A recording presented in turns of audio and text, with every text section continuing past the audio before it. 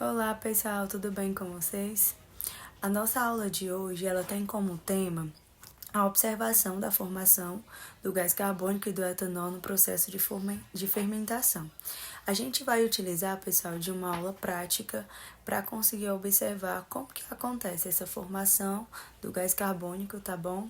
Em relação à fermentação. Para isso, a gente vai precisar de alguns materiais, os quais eu vou listar aqui para vocês. A gente vai precisar de um fermento biológico fresco. A gente vai precisar de 6 garrafas plásticas, são garrafas de 300 ml. A gente vai precisar de balões de borracha, as famosas bexigas. A gente vai precisar de açúcar e gelo.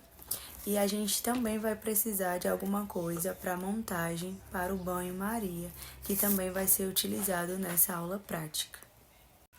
Após estarem com os materiais em mãos, eu vou citar para vocês a metodologia, o que nós iremos fazer nessa aula prática.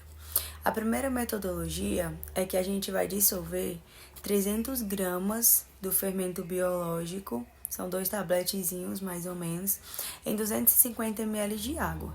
Então será dissolvido, a gente vai dissolver e separar. Após dissolver o fermento, a gente vai enumerar as garrafas. Vamos enumerar as garrafas de 1 a 6, tá bom? Então vai colocar número 1, 2, 3, enumerar 6 garrafas. Após enumerar as garrafas, né, a gente vai distribuir aquele fermento biológico que foi dissolvido nas 5 garrafas. Então a gente vai distribuir os 250 que foram dissolvidos na água, a gente vai distribuir nas 5 garrafas. A 6ª garrafa, a gente vai adicionar apenas água. Após a gente adicionar a solução nas 5 garrafas e na 6ª a gente adicionar água, a gente vai colocar 1 colher de açúcar, mas a gente vai colocar apenas nas garrafas 2 e 6. As outras garrafas a gente não vai adicionar. A gente vai colocar, após adicionar o açúcar, a gente vai colocar uma bexiga em cada uma da boca das garrafas. Então, a gente coloca a bexiga nas 6 garrafas. Após fazer isso, a gente vai deixar as garrafas 1, 2, 3 e 6 em temperatura ambiente. Então, vamos deixar essas 4 garrafas.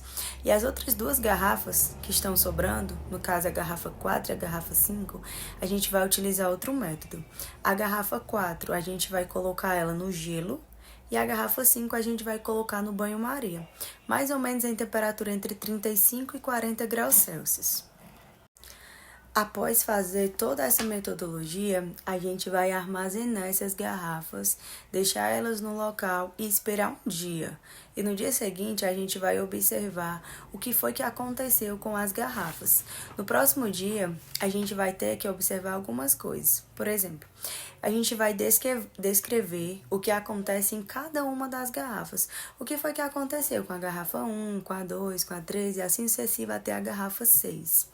Depois a gente vai observar que fatores ambientais influenciaram no processo de fermentação. Como que ficou a fermentação nas garrafas que estavam em temperatura ambiente? Como que ficou a fermentação na garrafa que estava no banho-maria, no gelo? Então, a gente vai observar o que aconteceu em cada uma. Após, a gente vai também observar qual que foi a importância do açúcar no processo. E por fim, vou explicar para vocês sobre o processo de fermentação.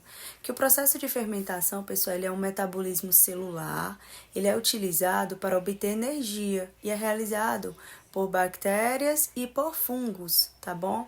E eles utilizam a glicose, que é o famoso açúcar, para conseguir realizar essa fermentação.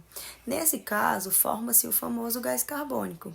Esse processo ele é muito utilizado pelo homem na indústria, na produção de pães, na produção de vinho, na produção de cerveja. Então, a gente vai ver nessa aula prática a importância do processo de fermentação.